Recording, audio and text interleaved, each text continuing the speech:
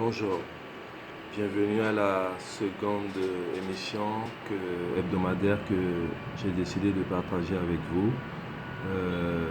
Je vous remercie pour les différents retours que j'ai reçus lors de la première émission. Et comme j'ai dit, nous essayerons en fait d'aborder un peu l'actualité nationale et internationale. Et au fur et à mesure que le temps passera, le format de cette émission sera amélioré. Deux points à l'ordre du jour.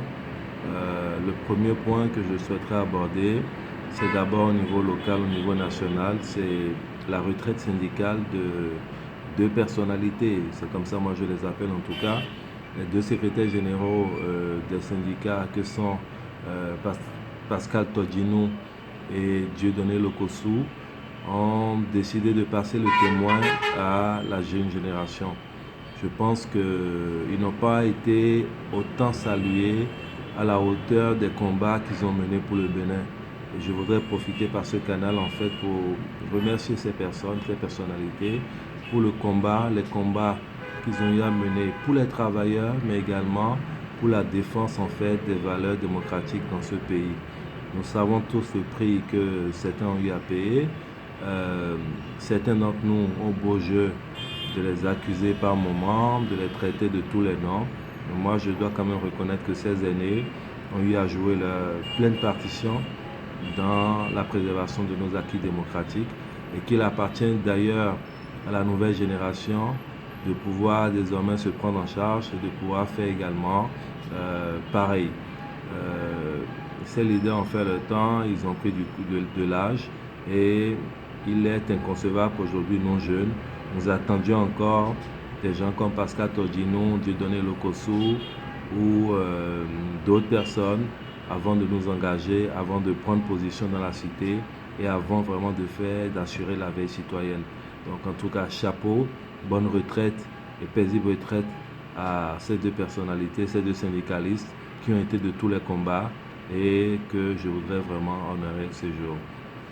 Le dernier point, c'est plutôt par rapport à la situation à l'international, notamment en Gambie, avec le réveillement non moins attendu de Yaya Jammeh et en RDC où malheureusement nous assisterons à une prolongation de fait du mandat d'un président qui est arrivé à terme. Tout ceci nous montre simplement que malheureusement en Afrique, nous avons encore des poches de résistance à la démocratie et je pense qu'il y va de l'intérêt de nos dirigeants et de nos organisations sous-régionales de prendre ces deux cas en exemple pour que nous puissions lancer vraiment un signal fort à tous ceux qui en Afrique tentent de rester au pouvoir au-delà des tests, au-delà de la limite constitutionnelle.